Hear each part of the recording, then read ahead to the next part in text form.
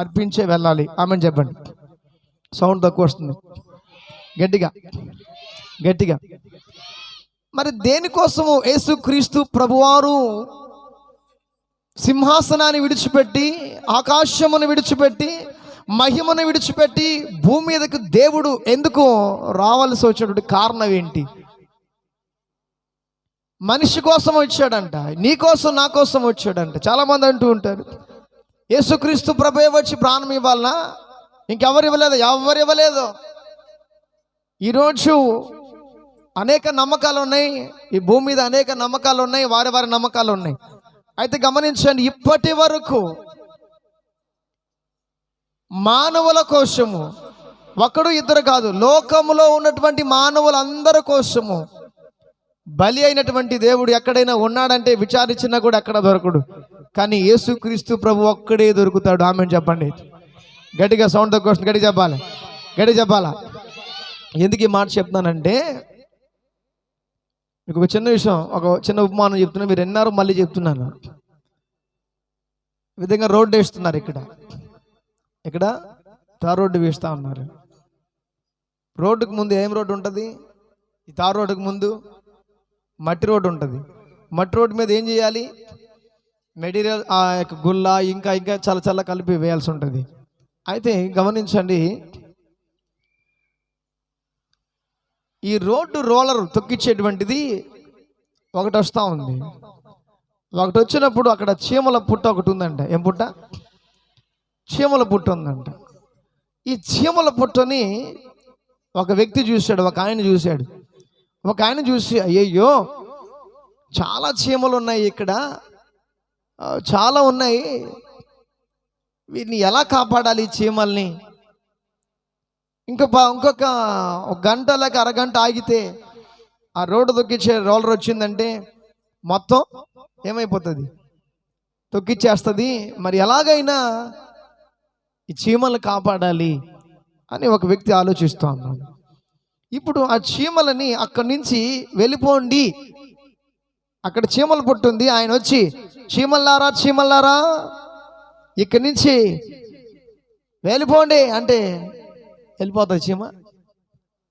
వెళ్ళిపోతుందా? వెళ్తుందమ్మా? నోరు తెచ్చి చెప్పాలి, వెళ్తుందా సిస్టర్? మరి ఎలా పోతుంది అది? ఒకవేళ నేను ఎత్తుకుపోయి చేతిలో ఎత్తుకుపోయి పాపం పక్కన పెడతానని చెప్పి పెట్టినాడు అనుకో, ఏం చేస్తుంది? కుడుతుంది. మరి ఏం చేయాలి ఇప్పుడు? ఆ చీమల్ని కాపాడాలంటే ఏం చేయాలి?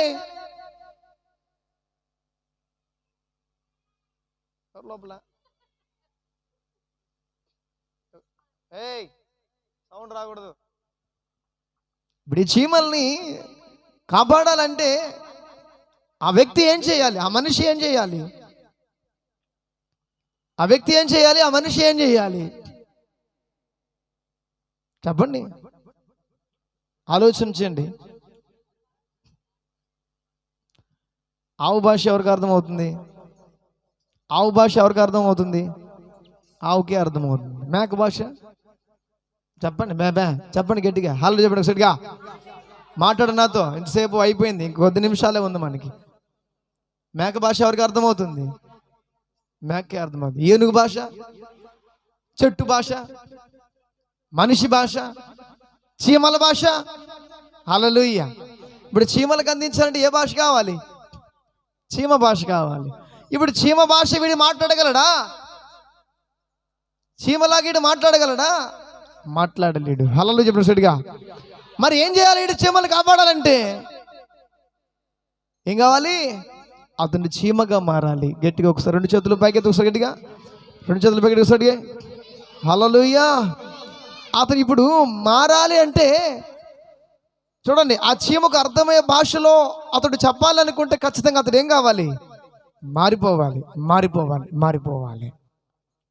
కానీ గమనించండి, మనుషుల చేసినటువంటి పాపము నుంచి మనము నరకానికి దగ్గరగా ఉన్నాం. బగ మండేటువంటి అగ్నికి దగ్గరగా ఉన్నాం. అగ్నిలో ఇక పడిపోతాం, ఇక ఛాన్స్ లేదు. భూమి మీద బ్రతికిన రోజులు నువ్వు దాన్ని తెలుసుకోలేకుండా జీవిస్తున్నావు. పెద్ద పెను ప్రమాదం ఉంది, నీకు జాగ్రత్త. జాగ్రత్త జాగ్రత్త అని ఎంత చెప్పినా అర్థం కావడలే. పైనుంచి దేవాది దేవుడు అనేక మంది ప్రవక్తల ద్వారా మాట్లాడాడు, సేవకుల ద్వారా మాట్లాడాడు, పెద్ద పెద్ద వారి ద్వారా మాట్లాడాడు. అబ్రహాముతో మాట్లాడాడు, మోషేతో మాట్లాడాడు, హబక్కుతో మాట్లాడాడు, హెగెస్కేలుతో మాట్లాడాడు, యాకోబుతో మాట్లాడాడు. అనేక మంది సేవకులతో దేవుడు పాత నిబంధన కాలంలో నుంచి మాటలు మాట్లాడుతూనే ఉన్నాడు. కానీ ఈ ప్రజలు మాత్రము పట్టించుకోవట్లే. ఈ ప్రజలు మాత్రం ఏం చేస్తున్నారు? పట్టించుకోవట్లే. లోకములో ఉన్న మనుషులు ఏం చేస్తున్నారు? పట్టించుకోవట్లే. మరేం చేస్తున్నారు? ఏమైతే ఏముంది, ఏం జరిగితే జరగని అనుకుని ఉన్నారు. కానీ దేవుడు వీళ్ళకి వీరి ద్వారా చెప్తే అర్థం కావట్లా, నా సేవకులను పంపించిన అర్థం కావట్లే, నా ప్రవక్తలు పంపించిన అర్థం కావట్లే. వీరెప్పుడు తెలుసుకుంటారో ప్రమాదం అక్కడుందని? ప్రమాదం అక్కడుందని నువ్వెప్పుడు తెలుసుకుంటావు? సేవకులు పంపించిన వినలా, ప్రవక్తలు పంపించిన ప్రవక్తలే చంపేశారు. ఇక ఆ ప్రమాదము నుంచి ఎలాగైనా మిమ్మల్ని కాపాడాలి, ఆ నరకము నుంచి ఎలాగైనా నేను కాపాడాలి. నీకు తెలియదు, నువ్వు అనుకుంటున్నావు భూమి మీద మనిషి ఎంతకాలం బతికేస్తాడు? 60, 70, 80, 100 సంవత్సరాలు అనుకుంటాడు. చనిపోయిన తర్వాత ఏమవుతాడు అనుకుంటున్నారు. లేదు, నువ్వు చనిపోయిన తర్వాత నీకంటూ నాకంటూ ఒక స్థావరం ఉంది. గట్టిగా సార్ హల్లెలూయా చెప్పు. హల్లెలూయా. దేవుడు నరకానికి పాత్రలమైనటువంటి మనలందరినీ కాపాడి దేవుడు పరలోకమును చేర్చడానికి మానవుడు చేసినటువంటి పాపముల కొరకు మానవుడే ఏం కావాలి? మానవుడు చేసిన పాపములకు ఎవడు బలి అవ్వాలి? దేవుడా. మనిషి చేసిన పాపములకు ఎవడు బలి అవ్వాలి? నువ్వు హత్య చేస్తే ఎవరినో పక్కన తీసుకెళ్ళి జైలు వేస్తారా? ఎవరిని వేస్తారు? హత్య చేసిన వాడిని వేస్తారు. పాపము చేసింది మనము, శిక్షకు యేసయ్యకినా? తప్పులు చేసింది మనము, సత్యం తెలియక అసత్యములో ఉన్నటువంటి మనము, పాపములో జీవించింది మనము, ఇష్టమైన త్రోవలు నడిచింది మనము, ఇష్టం వచ్చినట్టుగా జీవించింది మనము, ఇచ్చిన ఆయుష్ని ఎలా ఉపయోగించుకోవాలో తెలియక లోక పాపానికి బానిసలైపోయి లోకానికి మనం తావిచ్చేసి లోకములో మనం ఉన్నాం. ఎక్కడున్నాం? లోకములో మనం ఉన్నాం. మనలో లోకం ఉండకూడదు. ఆమె చెప్పు. లోకములో మనం ఉన్నాం, లోకములో మనం ఉన్నాం, మనలో ఏముండకూడదు? లోకం ఉండకూడదు. 2 చేతులు పైకెత్తి గమనించండి. అప్పుడు మనిషి చేసిన పాపముల కొరకు ఎవరు శిక్ష పొందుకోవాలి? మనిషి చేసిన పాపముల కొరకు. ఈ మాటలు ఎంత దూరం వింటున్నారో నాకు తెలియదు, కానీ ఖచ్చితంగా దేవుడు నీతో కూడా మాట్లాడతాడు. ఆమెన్ చెప్పు, ఆమెన్ చెప్పు, ఆమెన్ చెప్పు, గట్టిగా చెప్పు. ఆకలిగా ఉంటే ఏం కాదు, ఆమెన్ చెప్పు. మనుషుడు రొట్టె వల్ల మాత్రమే కాదు, కానీ దేవుని నోట నుండి వచ్చి ప్రతి మాట వలన జీవించును. చప్పట్లు కొట్టు, చప్పట్లు కొట్టు, చప్పట్లు కొట్టు. ఈ శరీరానికి ఆహారం కావాలేమో, కానీ ఈ దేవుని మాటలు వింటుండగా ఆత్మ బలమును పొందుకొని, శక్తిని పొందుకొని నీ మనసును ప్రశాంతత కలగ చేయగలిగిన దేవుడి మాటలు వింటున్నావు. ఆమెన్ చెప్పు, ఆమెన్ చెప్పు, ఆమెన్ చెప్పు, ఆమెన్ చెప్పు. కానీ గమనించండి, ఎవరికి శిక్ష? ఎవరికండి శిక్ష? సత్యమైనటువంటి దేవుడు తెలియక నువ్వు ఆరాధిస్తూ దైవత్వం, నీ దైవత్వం గురించే నీకు తెలియదు. ఏమన్నా అడిగితే మా తాతలు ముత్తాతల కాలం చేశారు, దాన్ని ఏమేం చేస్తున్నావు? అరే పిచ్చోడా, అన్నిటినీ కనిపెడుతున్నావు. ఎవరిని పెళ్లి చేసుకోవాలో చెక్ చేసుకుంటున్నావు.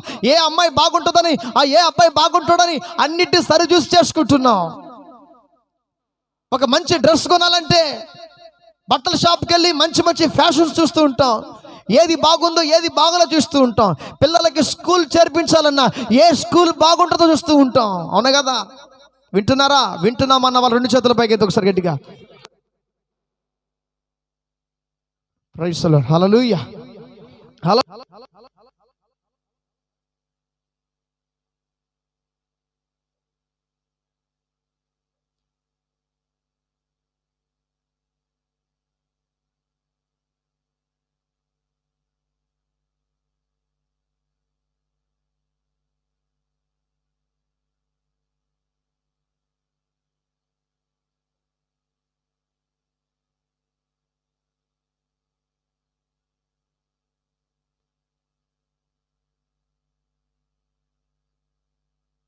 గడువు సరి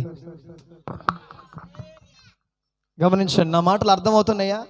అర్థమవుతుంది అన్న వాళ్ళు గట్టిగా ఒకసారి, నీ మాటలు నాకు ఎక్కడం లేదన్న వాళ్ళు కూడా చెప్పండి. నీ మాటలు చక్కగా నాకు ఎక్కుతుంది అన్న వాళ్ళు గట్టిగా చెప్పండి. ఎక్కలేదన్న వాళ్ళు గట్టిగా చెప్పండి. జ్ఞానం కలిగిన వాడు ఆలోచించాలి, చదువుకున్న వాడు ఆలోచించాలి, ఇక్కడ కూర్చున్న వాళ్ళు ఆలోచించాలి, వింటున్న వారు కూడా ఆలోచించాలి. ఒకవేళ ఇది యూట్యూబ్లో అప్లోడ్ అయితే ఈ వీడియోని చూస్తున్న నువ్వు కూడా ఆలోచించాలి. హల్లెలూయా, ఏడవసారి హల్లెలూయా, హల్లెలూయా. గమనించండి, మనకు అర్థమవుతుందా? మంచి బట్టలు కొనాలంటే 1కి 10 సార్లు చెక్ చేసి తీసుకుంటాం, అవునా కదా? అవునా కదా? ఒక ఫోన్ కొనాలన్నా ఫోన్ క్వాలిటీని చూస్తాం, ఏ కంపెనీ బాగుంటుందో, ఏ ఫోన్ బాగుంటుందో చూస్తూ ఉంటాం, అవునా కదా? ఒక బండి కొనాలంటే ఏ బండి మైలేజ్ బాగొస్తుందో చూస్తూ ఉంటాం. లేకంటే యవనస్తులైతే ఏది స్పోర్ట్స్ బండిగా ఉంటుందో చూస్తూ ఉంటాడు. ప్రతిదీ మనం పరీక్షించి చూసుకో. కూరగాయలు కొనేటప్పుడు కూడా సరే, ఒక టమాటాను కొనేటప్పుడు కూడా సరే, అది బాగుందా కుళ్ళిపోయిందా చెక్ చేసి తీసుకుంటామా, చెక్ చేయకుండా తీసుకుంటామా? చెప్పండి, గమనించండి. మానవుడి యొక్క జ్ఞానము, మానవుడి యొక్క బుద్ధి ఎలాగుందో గమనించాలా. కూరగాయలు కొనేటప్పుడు కూడా మానవుడు పరీక్షించి ఏ కూరగాయలు బాగున్నాయో ఏ బాగలేదో చెక్ చేసుకొని మరి తీసుకుంటూ ఉంటాడు. కూరగాయల కానించి, వస్త్రాల కానించి, ఇల్లుల కానించి, పిల్లల స్కూల్ కానించి, తినడం తిండి కానించి, ఏ ఫుడ్ తింటే బాగుంటుందో అన్నిటిని చెక్ చేస్తూ ఉన్నాం. కానీ నువ్వు నేను ఆరాధిస్తున్నటువంటి దేవాతి దేవుడిని పరీక్షించామా? చెక్ చేసామా? మనము ఆరాధిస్తున్నటువంటి దైవత్వము నిజమేనా? నేను ఆరాధిస్తున్నటువంటి దేవుడు సత్యమేనా? నేను మొక్కుతున్న దేవుడు సత్యమేనా? నేను ఆరాధిస్తున్న దేవుడు సత్యమేనా? దీన్ని మాత్రం పరీక్షించడు. లోకములో ఉన్నదంతా కావాలి, లోకములో ఉన్నదంతా మేలేనిదేదో, మట్టమేదో మేలేదో, ఏమంట మట్టమేదో మేలేదో అన్నిటినీ పరీక్షిస్తూ ఉంటాం. ఈరోజు మనుషులుగా ఉన్నటువంటి వారు ఆలోచించకుండా అన్నిటినీ పరీక్షించి తీసుకుంటున్నారు. కానీ ఒక దేవుడి విషయంలో కూడా మానవుడు పరీక్షించాలా. నువ్వు ఆరాధిస్తున్నటువంటి దైవత్వము సత్యమా కాదని హెచ్చరించాలా. కానీ ఈ గ్రంథము సెలవిస్తుంది, ఈ బైబిల్ గ్రంథం సెలవిస్తుంది, రుచి చూచి నన్ను తెలుసుకొనుడి. చప్పట్లు కొట్టు. రుచి చూచి నన్ను తెలుసుకొనుడే, పరీక్షించు. ఛాలెంజ్ చేస్తుంది బైబిల్ గ్రంథం. పరిశుద్ధమైన గ్రంథము ఛాలెంజ్ చేస్తుంది. పరీక్షించు, రుచి చూడు, సత్యమేదో అసత్యమేదో తెలుసుకొని నన్ను ఆరాధించు. చప్పట్లు కొట్టు సైడ్గా. ఆయనే అంటున్నాడు, నన్ను చెక్ చేయి, నా మాటలు చెక్ చేయి, నా ప్రవర్తన చెక్ చేయి, నేను ఎలాగున్నానో చెక్ చేయి, నేను మంచి చేస్తున్నానా చెడు చేస్తున్నానా చెక్ చేయి. మనిషి అన్నిటినీ పరీక్షిస్తున్నాడు, కానీ సత్యమైన దేవుని ఎరగలేకుండా ఉన్నాడు. మానవుడు చేసినటువంటి పెద్ద పాపం ఏంటంటే, సత్యమైన దేవుడు తెలియక, నేను ఏ తప్పు చేయలేదయ్యా, నేను ఏ పొరపాటు చేయలేదు, ఎవరికి నేను మోసం చేయలేదు, ఎవరి దగ్గరికి నేను వెళ్ళలేదు, నేను నీతిగానే ఉన్నాను అనుకున్నా వేస్ట్. నువ్వు సత్యమైన దేవుడు తెలియకపోతే వేస్ట్. నిజమైన దేవుడు నీకు తెలియకపోతే వ్యర్థం. నీకు అన్నీ తెలుసున్నా, నేను ఏ పాపము చేయలేదు, అందరికీ న్యాయం చేస్తున్నాను, అందరికీ మంచి మాటలు చెప్తున్నాను, అందరికీ మంచిగానే ఉన్నాను అనుకుంటున్నారేమో. కానీ సత్యము తెలియకపోతే, నిజమైనటువంటి దేవుడుగా నువ్వు తెలుసుకోకపోతే నువ్వు ఇంకా పాపములోనే ఉన్నావని అర్థం. అది ఆమెను చెప్పు, ఆమెను చెప్పు. ఈ గ్రంథం చెప్తుంది, నన్ను పరీక్షించి రుచి చూడాలి కదా. కూరని ఉప్పు ఉందా లేదా చూస్తాం కదా, టేస్ట్ చూస్తాం కదా. ఈ బైబిల్ గ్రంథం టేస్ట్ చేయి. ఒక వ్యక్తి అంట బైబిల్లో తప్పులు పట్టాలని బైబిల్ చదివాడంట. లాస్ట్కి 6 తప్పులు బయటపడ్డాయంట. ఆమెను చెప్పు. బైబిల్లో తప్పులు ఎతకాలని ఎతికాడంట. ఎక్కడ దొరకకుండా ఆడు చేసిన పాపములు దేవుడు బయట పెట్టాడంట. ఆమెను చెప్పు. మానవుడు చేసిన పాపములకు ఎవరు బలవ్వాలా? మానవుడే బలవ్వాలా. మానవుడు చేసిన తప్పుకు ఎవరు శిక్ష పొందుకోవాలా? మానవుడే శిక్ష పొందుకోవాలా. కానీ చీమకు అర్థం అవ్వాలంటే ఎలా పోవాలి? చీమలాగానే వెళ్ళాలి, చీమలాగా అయిపోవాలి. తనను కాపాడుకోవాలంటే చీమలాగానే అయిపోవాలి. నా ప్రభుని యేసు క్రీస్తు ప్రభు కూడా నా బిడ్డను రక్షించుకోవాలని ఎవరికి ఉందండి ఈ భారము? ఇప్పటి వరకు యేసు క్రీస్తు ప్రభు నమ్ముకున్న వాళ్ళు తప్ప ఇంకా ఎవడైనా కూడా చూడొచ్చు, మీరు ఎక్కడైనా కూడా వినొచ్చు. పాపులను రక్షించడానికి యేసు వచ్చెను అని ఉంటది, కానీ వేరొక దగ్గర మీరు ఎక్కడ వెతికినా పాపుల కోసం ఒక దేవుడు వచ్చాడని ఒక యేసు తప్ప వేరే ఎక్కడా లేదు. ఒక బైబిల్ గ్రంథములో తప్ప ఏ గ్రంథములో కూడా లేదన్నమాట. పాపులను రక్షించడం కొరకు క్రీస్తు యేసు వచ్చునని ఉంటుంది, కానీ కొన్ని గ్రంథాలు ఉంటుంది, ఏముంటది?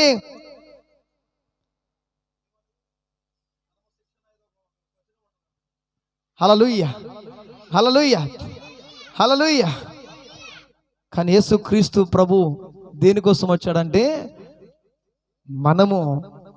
మనల్ని పాపముల నుంచి బయటకు తీయడానికి. పాపం అంటే ఏదో పాపం కాదండి, నిజ దేవుడిని తెలుసుకోకపోయినా నువ్వు పాపములోనే ఉన్నావు అని అర్థం అది. కానీ మా దేవుని మహాకృపను బట్టి ఏంటంటే త్వరగా నువ్వు దేవుని తెలుసుకున్నావు, చప్పట్లు కొట్టు. త్వరగా నువ్వు సత్యం తెలుసుకుని చప్పట్లు కొట్టు. త్వరగా దేవుని శక్తిని పొందుకున్న చప్పట్లు కొట్టు.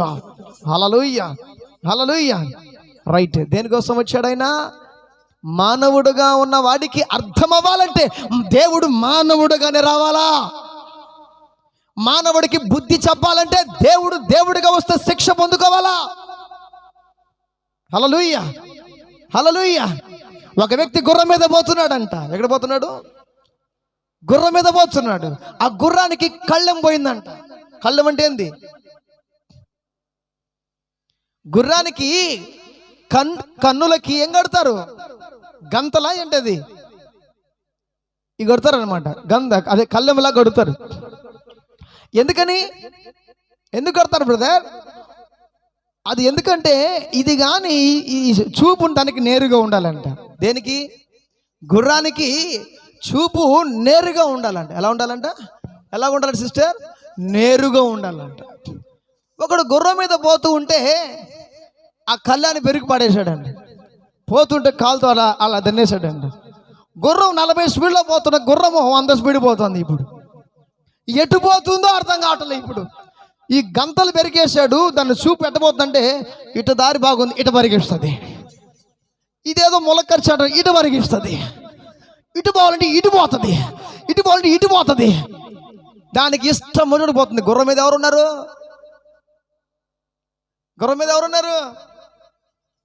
గుర్రం మీద ఒక మనిషి ఉన్నాడు. వాడే గంతలు పెరికేసి స్వారీ చేస్తాడు. ఏం చేస్తున్నాడు? స్వారీ చేస్తున్నాడు గుర్రం మీద.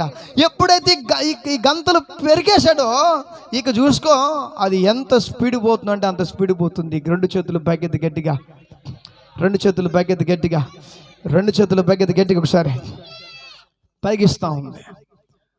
వీడు అనుకున్నాడు గుర్రాన్ని ఆపడానికి ప్రయత్నం చేస్తూ ఉన్నాడు. ఏం చేస్తున్నాడు? ఆపడానికి ప్రయత్నం చేస్తూ ఉన్నాడు. అది ఆగడంలే, చట్టంలో దూరుతూ ఉంది, ఎటు పడితే పోతా ఉంది. దీన్ని ఆపడానికి, గుర్రం ఆపడానికి ప్రయత్నం చేస్తున్నాడు. ఏమాత్రమో వాడి వల్ల కాల. ఇప్పుడు అరుచుకుంటా పోతున్నాడు. ఒకటి వేయాల ఒకసారి.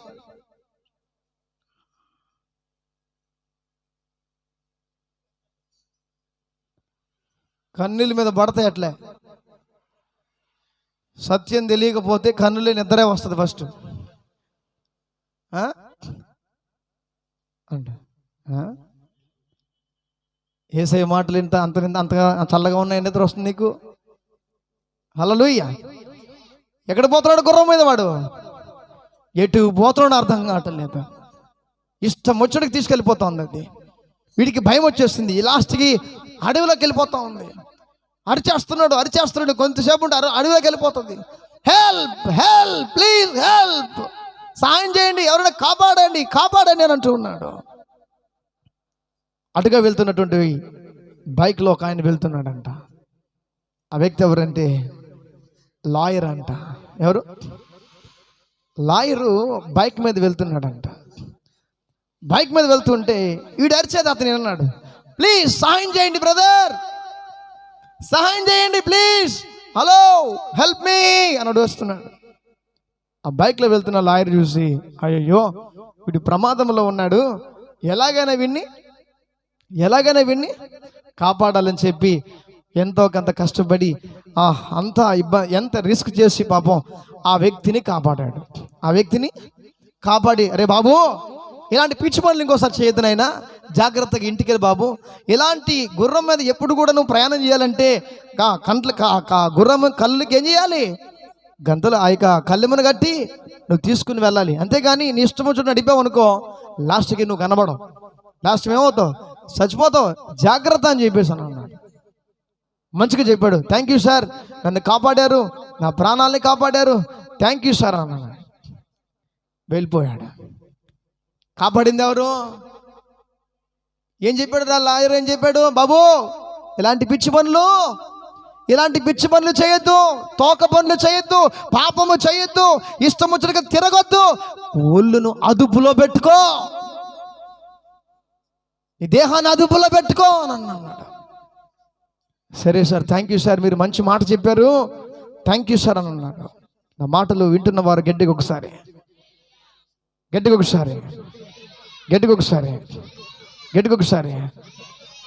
ఏమన్నాడు?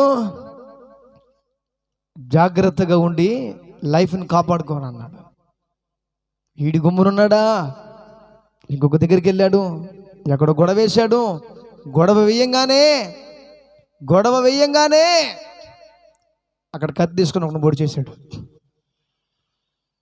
ఈడు గుమ్మున్నామని చెప్పాడు కదా, అక్కడికి వెళ్ళిన తర్వాత ఏం చేశాడు? కత్తి తీసుకొని పొడిచాడు. ఇప్పుడు ఎవరు వస్తారు పొడిస్తే? ఎవరు వస్తారమ్మా సిస్టర్? పోలీసులు వస్తారా? వస్తారు. వచ్చిన ఆడ తీసుకుపోతారు. ఎక్కడ తీసుకెళ్తారు అమ్మా? ఎక్కడ తీసుకెళ్తారు నిజమ్మా? మీ ఇంటిగా? ఎక్కడికి? జైలుకి తీసుకెళ్తారు. అక్కడి నుంచి ఎక్కడ తీసుకెళ్తారు? మళ్ళీ ఎక్కడికి? కోర్టుకి వెళ్తారు. పలానా వాడిని పిలిచారు, ఇప్పుడు వీడు అడిగి పోవాలి, ఇప్పుడు హత్య చేశాడు, ఎక్కడికి వెళ్ళాడు? కోర్టులో పెట్టారు. ఏంటి పలానాని పిలిచాడు, పలానాని ఏం పేదో ఒక పేరు పెట్టి పిలుద్దాం. ఏం పేరు పెడదాం? సాతానా, జగన్, హల్లెలూయా, ఏం పేరు పెడదాం? సరే జెఫ్రీ అని పెట్టుకుందాం. హల్లెలూయా, జెఫ్రీ అని పెట్టుకుందాం. జెఫ్రీ అన్నాడు. ఎవడో కోర్టులో ఉన్న వాళ్ళతో పిలిచాడు. ఇటు వచ్చాడు, ఆ బోన్లో వచ్చి ఇలా నిలబడ్డాడు. నిలబడంగానే ఇటు చూశాడు, ఎవరున్నారంటే జడ్జి ఉన్నాడు. జడ్జి ఎవరంటే ఆ రోజు బైక్లో వెళ్తూ కాపాడాడే ఆ వ్యక్తి ఎక్కడికి వచ్చారున్నాడు. ఇప్పుడు అబ్బా, ఈయన నన్ను కాపాడేస్తాడు ఖచ్చితంగా. ఎందుకంటే ఆ రోజు బైక్లో నేను గుర్రం మీద వెళ్తున్నప్పుడు నన్ను కాపాడాడు, ఇప్పుడు కూడా నన్ను ఈయన కాపాడుతాడు. ధైర్యంగా ఉన్నాడు. నేనేం భయపడను, ఏం చేస్తాడు చేసుకో, నన్ను కాపాడేవాడు అక్కడ రెడీగా ఉన్నాడు. ఆ రోజు సహాయం చేసినవాడు నేను తెలుసు ఆయనకి బాగా. ఇప్పుడు ఎవరికి? ఆయనకి నేను బాగా తెలుసు, నన్ను ఎలాగైనా తప్పిస్తాడని ధైర్యంతో స్టైల్గా నిలబడ్డాడు. నిలబడి అబ్బాయిని పిలిచాడు. ఈ అబ్బాయి నేరం ఏంటి అని అడిగారు. నేరం చెప్పారు. చెప్పిన తర్వాత అతను అంటున్నాడు, ఇతనికి జీవిత ఖైదు శిక్ష విధించండి అని అన్నాడు. జీవిత ఖైదు శిక్ష, దాని తర్వాత చివరికి అతనికి మరణం. ఏంటంటే ఇతనికి ఉరి శిక్ష తీయండి అని రెండో శిక్ష పెట్టాడు. మళ్ళీ ఇతని మొట్టమొదటిగా జీవిత ఖైదీ అని రాసుకున్నాడు. ఇతడు చేసిన పొరపాటుకి ఇతనికి జీవిత శిక్షగా, జీవిత ఖైదీ కాదు, ఆయన కూడా బ్రతుకుతాడు, వీడు మారడు. కాబట్టి వీడు బ్రతకడం కంటే వీడు చావటం మేలని చెప్పి వీడికి ఉరి శిక్ష విధించబడిన కాక అది ఆ జడ్జి ఏం చేశాడు? రాసి ముద్ర వేసేసాడు. ముద్ర వేయంగానే గమనించండి, ఆ వ్యక్తి అంటున్నాడు, సార్ నేను గుర్తున్నానా? ఏంటి సార్ నాకు ఉరి శిక్ష చేసావు? నేను గుర్తున్నానా సార్ మీకు? ఆ రోజు గుర్రం మీద వెళ్తుంటే నన్ను కాపాడేవే, ఆ రోజు గుర్రం మీద వెళ్తుంటే నన్ను కాపాడేవే, నేనే సార్, జ్ఞాపకం చేసుకోండి సార్. అప్పుడు ఆ వ్యక్తి అన్నాడు, ఆ లాయర్, ఆ జడ్జి అన్నాడు, బాబు నిన్ను కాపాడినప్పుడు నిన్ను నేను కాపాడినప్పుడు, వింటున్నారా? వింటున్నామన్న వాళ్ళ గట్టిగా ఒకసారి, బాబు నిన్ను కాపాడినప్పుడు ఒకసారి నేను ఎలాగో నీకు తెలుసా అన్నాడు. ఏంటి సార్, ఆ రోజు నన్ను కాపాడావు కదా సార్. కానీ ఆ వ్యక్తి అంటాడు, ఆ జడ్జి అంటాడు, నిన్ను కాపాడినప్పుడు నేను ఒక లాయర్గా ఉన్నా, ఒక అడ్వకేట్గా ఉన్నా, నిన్ను శిక్షలోంచి తప్పించడానికి నాకు అధికారం ఉంది. కానీ ఇప్పుడు నేను జడ్జిని. ఇప్పుడు నేను ఎవరు? జడ్జిని. ఇప్పుడు నేను తీర్పు తీర్చేటువంటి వాడిని. ఇక్కడ తీర్పే కానీ అన్యాయపు తీర్పు ఉండదు. ఆమెను చెప్పు, ఆమెను చెప్పు, ఆమెను చెప్పు. అంటే ఏంటి సార్, ఒకప్పుడు నేను లాయర్ని, కానీ ఇప్పుడు జడ్జిమెంట్లో ఉన్నాను. న్యాయం అంటే న్యాయమే అన్నాడు. హల్లెలూయా. దీనికి ఏమర్థమైంది మీకు? యేసుక్రీస్తు ప్రభు మానవుడుగా, ఒక అడ్వకేట్గా, ఒక లాయర్గా, ఒక అడ్వకేట్గా ఆకాశమును సింహాసనం విడిచిపెట్టి భూమి మీదకి వచ్చి ఆయన రక్తము కార్చి ప్రాణము బట్టి రక్షించి తిరిగాని వెళ్ళాడు, తిరిగాని రాబోతున్నాడు. మనమందరూ చనిపోయిన తర్వాత న్యాయ సింహాసనం మీద నిలబడాలా, న్యాయ సింహాసనం మీద నిలబడాలా. అక్కడ నీకోసం ప్రాణం పెట్టి రక్షించినటువంటి యేసుక్రీస్తు ప్రభు సింహాసనం ముందు ఆసీనుడై కూర్చుని ఉంటాడు. చప్పట్ల కొట్టి ఒకసారి గట్టిగా. సింహాసనం ముందు ఆసీనుడై కూర్చుంటాడు. ఆ రోజు వెళ్ళి అక్కడికి వెళ్ళి ఒకడంటారు, చనిపోయిన తర్వాత ఖచ్చితంగా నువ్వు చచ్చిపోతే ఖచ్చితంగా నువ్వు దేవుని సింహాసనం మీద నిలబడాలా, నువ్వు దేవుని సింహాసనం మీద నిలబడాలా. నిలబడినప్పుడు అడుగుతాడు, భూమి మీద నీకు ఇచ్చిన ఆయుష్ని వ్యర్థం చేసావు, భూమి మీద ఇచ్చిన నీ జీవితాన్ని అంతా వ్యర్థం చేసుకున్నావు, ఇక నీకు ఒకటే శిక్ష, నరకం అని అంటాడు. అప్పుడు అంటాడు, యేసయ్యా నా కోసం ప్రాణం ఇచ్చావు కదయ్యా, భూమి మీద నా కోసం రక్తం కార్చావు కదయ్యా, మనల్ని కాపాడవా? నేను రక్షకుడిగా భూమి మీదకి వచ్చాను, ఇప్పుడు న్యాయాధిపతిగా సింహాసనం మీద కూర్చున్నాను. చప్పట్లు కొట్టు. ఇక్కడ రక్షణ లేదు. జడ్జిమెంట్ అంటే జడ్జిమెంట్, తీర్పు అంటే తీర్పే. హల్లెలూయా.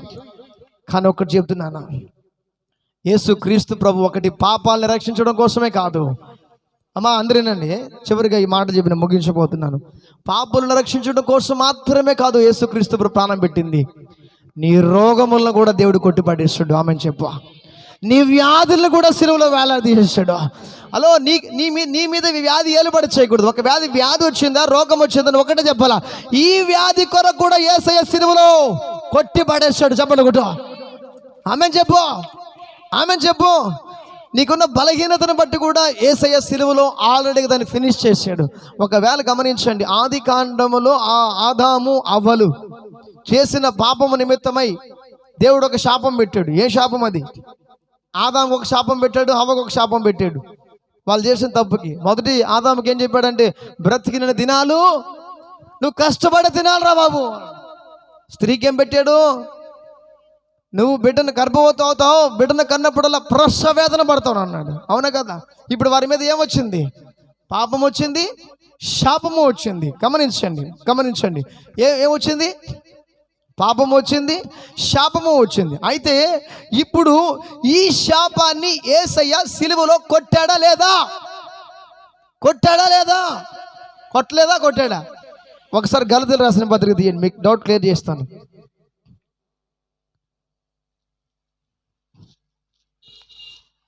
మూడవ అధ్యాయం 13వ వచనం, పేజ్ నెంబర్ 169. ప్లీజ్ ఒకసారి నేను చదువుతున్నాను, అందరూ తీయండి, నేను చదువుతాను. గలతీయులకు రాసిన పత్రిక 3వ అధ్యాయము, మరి నేను 13 చదువుతున్నాను.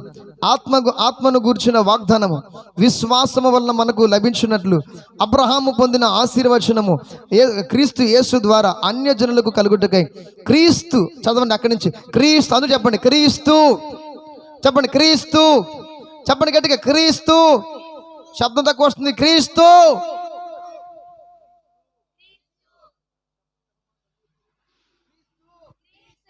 చెప్పండి, క్రీస్తు యేసు ద్వారా అన్యజనులకు కలుగుటకై క్రీస్తు మన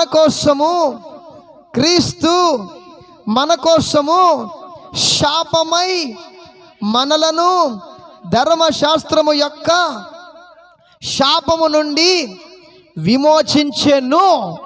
ఆమెను చెప్పు. ఇప్పుడు ఆదాము అవ్వల మీద ఉన్న శాపం ఉన్నిందా? ధర్మశాస్త్ర పాపం ఉన్నిందా? ఇప్పుడు ఆ పాపము వాళ్ళ మీద ఏలుబడి చేస్తుంటే వాళ్ళ ఆదాము అవ్వల ద్వారా మనం వచ్చాం. ఇప్పుడు వాళ్ళ శాపం ఎవరి మీద ఉంది? ఇప్పుడు నేను ఆదాముని, నా భార్య అవ్వ ఉండొచ్చు. మేమిద్దరం చేసిన తప్పులకి ఎవరి మీద శిక్ష వచ్చింది? ఇప్పుడు ఇక కుటుంబం కుటుంబం కుటుంబం కుటుంబం కుటుంబం తరాలకు ఏమొస్తుంది? శాపం వస్తూనే ఉంటుంది. కానీ ఇక్కడ ఏమన్నాడు? ఇప్పుడు ఏం చెప్పాడు? క్రీస్తు యేసు మన కోసము శాపమై మన పాపముల నిమిత్తం ఏం చేశాడండి? అక్కడ చూడండి, అక్కడ చూడండి. క్రీస్తు మన కోసము శాపమై మనలను ధర్మశాస్త్రము యొక్క శాపము నుండి విమోచించెను. తర్వాత మ్రాను మీద వేలాడబడిన ప్రతి వాడును శాపగ్రస్తుడని వ్రాయబడి ఉన్నది. ఆమెను చెప్పు. ఇప్పుడు ఆదాము అవ్వల మీద ఉన్నటువంటి శాపాన్ని యేసుక్రీస్తు ప్రభు ఏం చేశాడు? ఇప్పుడు కొట్టాడా లేదా? కొట్టి పడేశాడు. ఇప్పుడు కొట్టి పడేస్తే నీకు ఆరోగ్యం రావాలా? ఆమె చెప్పు. ఆమె చెప్పు. ఆరోగ్యం రావాలా?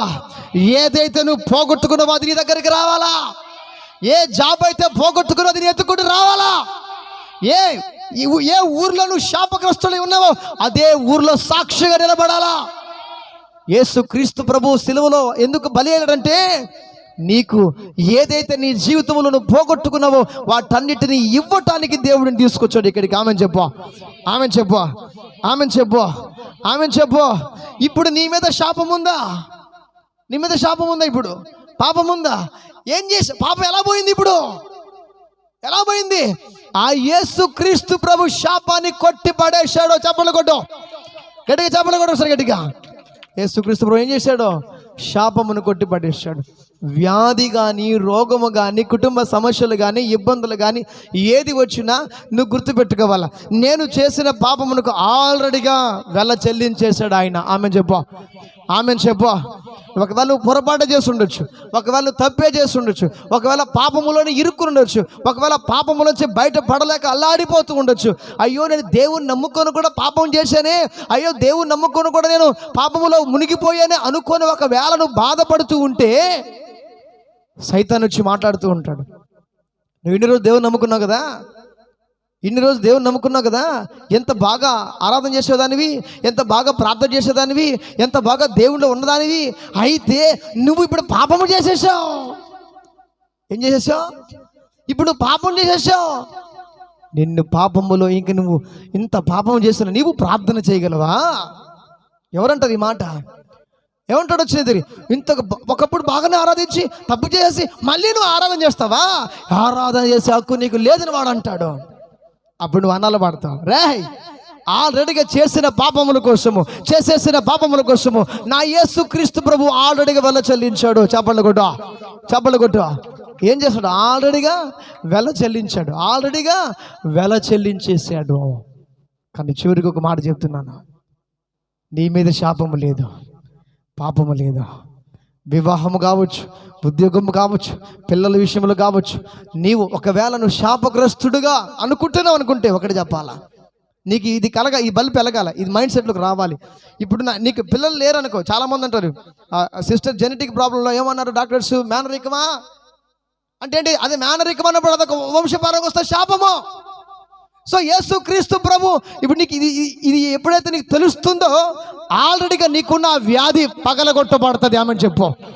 ఆల్రెడీగా నీకున్నటువంటి సమస్య విడిపోతుంది. ఆమెను చెప్పు. ఆమెను చెప్పు.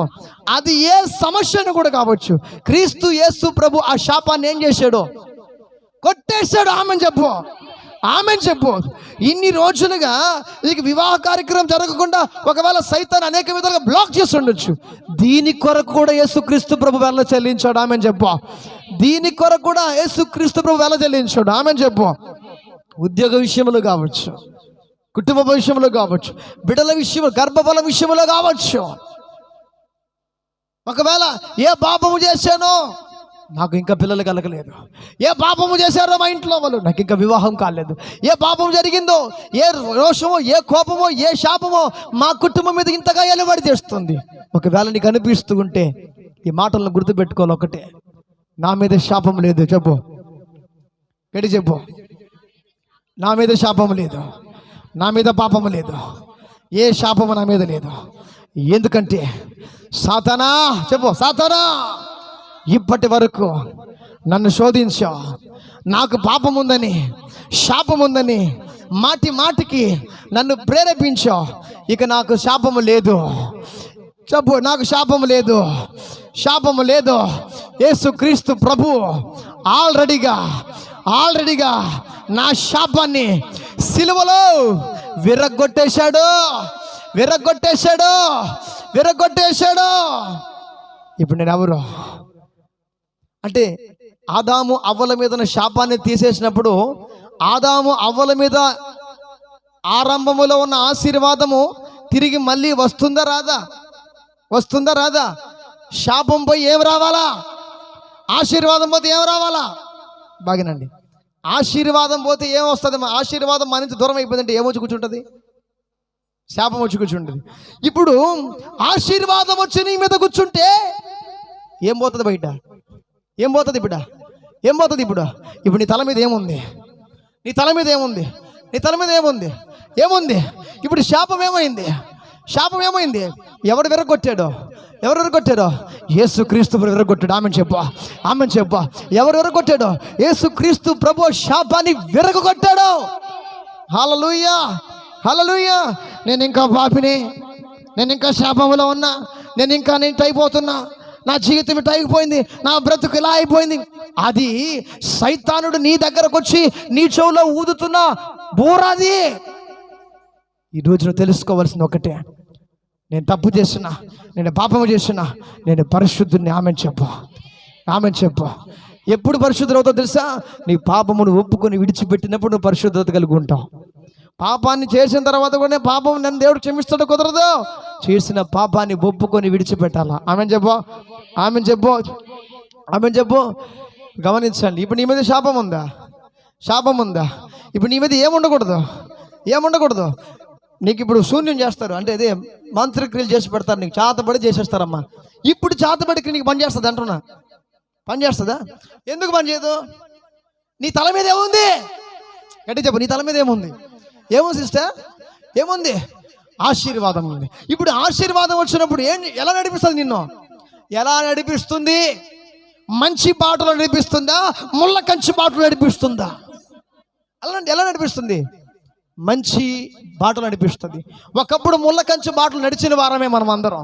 కానీ ఇప్పుడు ఇన్ఫాక్ట్ ఇప్పుడు తెలుసుకున్నటువంటి విషయాలు ఏంటంటే, మనం ఎలా ఉన్నాం? ఇప్పుడు ముళ్ళ కంచి మార్గంలో ఉన్నామా? మంచి మార్గములో ఉన్నామా? ఎలా ఉన్నాం? మంచి మార్గంలో ఉన్నాం. హల్లెలూయా చెప్పేసడిగా. కానీ ఒకటి గుర్తుపెట్టుకో, నీ తల మీద ఏముంది? ఎప్పుడు వచ్చింది ఆశీర్వాదం? చాలా మంది తెలియదు. నువ్వే ఒక ఆశీర్వాదం. ఆమెను చెప్పు. నువ్వే ఒక అద్భుతం. ఆమెను చెప్పు. అరే నువ్వే ఒక అద్భుతం. ఈ సృష్టి కంటే నువ్వే అద్భుతం. ఈ సృష్టిలో ఉన్నదానికంటే నువ్వే విలువైన వ్యక్తివే. అందుకోసమే కదా ఆయన ప్రాణం పెట్టింది. ఒక చెట్టు కోసం, పుట్ట కోసం, రాయి కోసం ఆయన ప్రాణం పెట్టలేదు కదా. మనిషి కోసం ఆయన ప్రాణం పెట్టాడు కదా. అవునా కదా? ఎవరి కోసం పెట్టాడు ప్రాణం?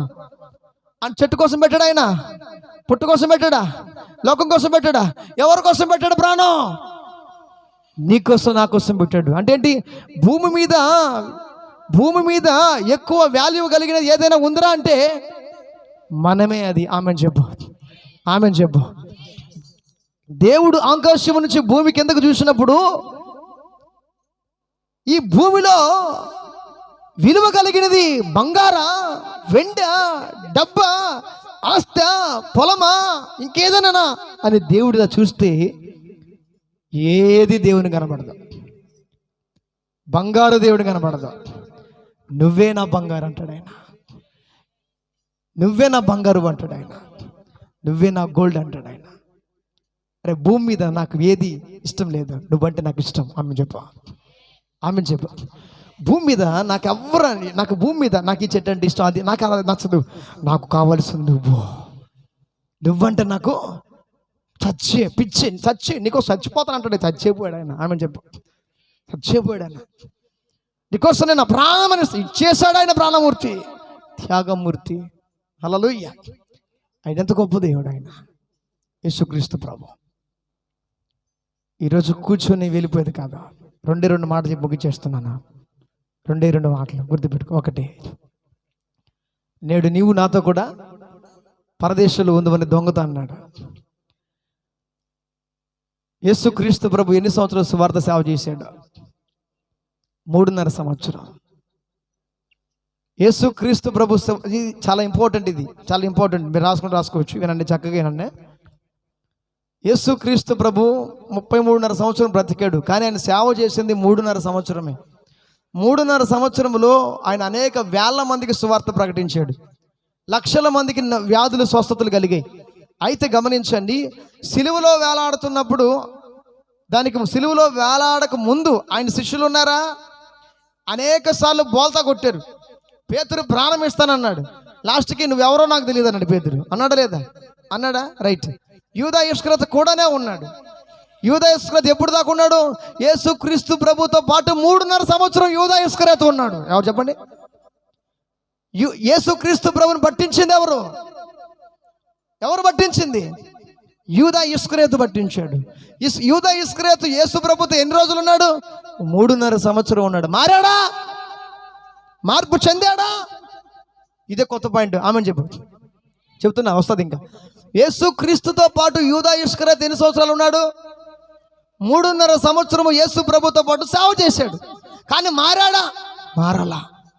అదే గమనించండి, సిలువలో వేలాడుతున్న దొంగ ఎవరు?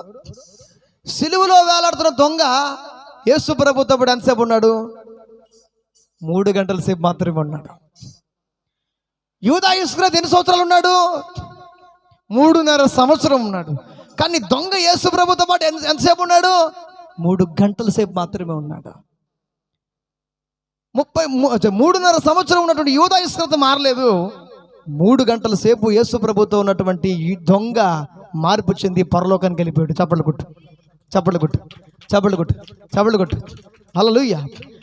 చూడండి, ఆ దొంగ వేలాడుతున్నప్పుడు ఒక మాట అడిగాడు. ఏమనలా. ఆడికి ఎలా మార్పు వచ్చేదో నాకు తెలియదు. ఒకటే, ఆ దొంగ వేలాడుతున్నప్పుడు చూస్తుంటాడు ఇలాగ. యేసుప్రభు చూస్తుంటాడు. పాపం ఫస్ట్ తిట్టుకుని ఉంటాడు, మళ్ళీ చూస్తుంటాడు ఇలాగ. ఆయన ప్రార్థన చేయడం మొదలు పెట్టాడు. ఏమని? తండ్రి, వీరేం చేశారు, క్షమించండి ప్రభు అన్నాడు. ఆడి షాక్ అయిపోతాడు దొంగ. ఏంట్రా ఇంతగా శిక్షించి, కొరడా దెబ్బలు కొట్టి, ముళ్ళ కిరీటం పెట్టి, మేకలు కొట్టి, రక్తము కారణంతగా శిక్షిస్తే వారిని క్షమించమని అంటున్నాడంటే ఈయన ఎంత త్యాగమూర్తి. ప్రాణాలు పోతున్నా కూడా ప్రేమిస్తున్నాడు. ఈయన ప్రాణాలు పోతున్నా ప్రేమిస్తున్నాడు. ఏం ప్రేమ ఇది! ప్రాణాలు పోతున్నా కూడా ప్రేమిస్తున్నాడు. తండ్రి, వీరేమి చేస్తున్నారు, వీరిని క్షమించండి అనగానే ఆ ఒక్క మాటకు దొంగ లోబడిపోయాడు. ఆమె చెప్పాడు. ఆ ఒక్క మాటకు. రెండో మాట ఏంటి బ్రదర్? ఫస్ట్ మాట ఏమన్నాడు? క్షమించన్నాడు. రెండో మాట ఎవడు మాట్లాడాడు? దొంగతో దేవుడు మాట్లాడాడు. ఆమె చెప్పు. రెండో మాట ఎవరితో మాట్లాడాడు? దొంగతో మాట్లాడు. ఎవరు మాట్లాడాడు? నేడు నీవు కూడా నాతో పాటు పరదేశంలో ఉంటావు. చప్పలు కొట్టు. ఫస్ట్ ప్రార్థన చేయడం మొదలు పెట్టిన వెంటనే సిలువలో వేలాడుతున్నటువంటి దొంగను కూడా ఏం చేశాడు? రక్షణలోకి నడిపించేశాడు. కానీ చివరికి ఒక మాట చెప్తున్నాను. ఒక దొంగ 3 గంటల సేపు అద్భుతంగా మారిపోయి పరలోకాన్ని సంపాదించుకున్నాడు. మనం ఎన్ని సంవత్సరాల క్రైస్తవ్యంలో ఉన్నామని నాకు తెలియదు. నువ్వు ఎన్ని సంవత్సరాలుగా దేవుని నమ్ముకున్నావు నాకు తెలియదు. నువ్వు ఎన్ని సంవత్సరాలుగా రక్షణలో నడిపించబడుతున్నావు నాకు తెలియదు. కానీ ఇది ఒక అవకాశం ఇస్తున్నాడు దేవుడు నీకు. ఒక్కసారి దొంగని జ్ఞాపకం చేసుకో. యూదా ఇస్కరియోతు గొప్ప, సిలువలో వేలాడుతున్న దొంగ గొప్ప? చెప్పండి. సిలువలో వేలాడుతున్న ఈ చెప్పిన ముగిస్తాను. సిలువలో వేలాడుతున్నటువంటి దొంగ గొప్ప, యూదా ఇస్కరియోతు గొప్ప? యూదా ఇస్కరియోతు 3.5 సంవత్సరము దేవునితో నడిచి సువార్త పరిచయం చేసి లాస్ట్కి ఎవడు మారలవాడు. కానీ ఒకే ఒక మాటకు మారిపోయాడు. ఎవడో? 3 గంటల సేపు ఈ మాటలు 7 మాటలు ఈ మాటలు వినగానే ప్రభువా నీ రాజ్యములను జ్ఞాపకం చేసుకుంటావా అన్నాడు. నీ రాజ్యములను జ్ఞాపకం చేసుకుంటావా అన్నాడు. 3 గంటల్లో మారిపోయాడండి. 3 గంటల్లో మారిపోయాడు. 3 hours లైఫ్ చేంజ్ అయిపోయింది. 3 గంటల్లో తన జీవితం మార్చబడింది.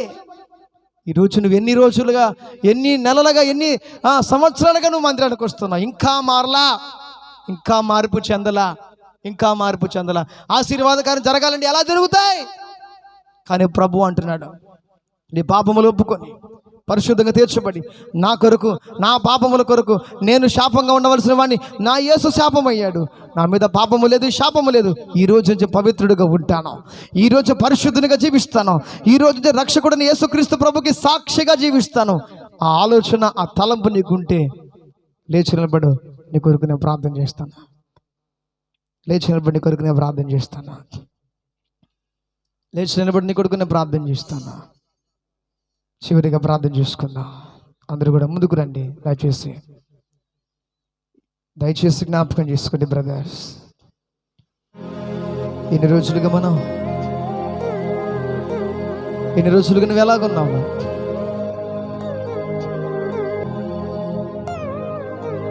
ఎన్ని రోజులుగా నువ్వు ఎలాగున్నావు నాకు తెలియదు.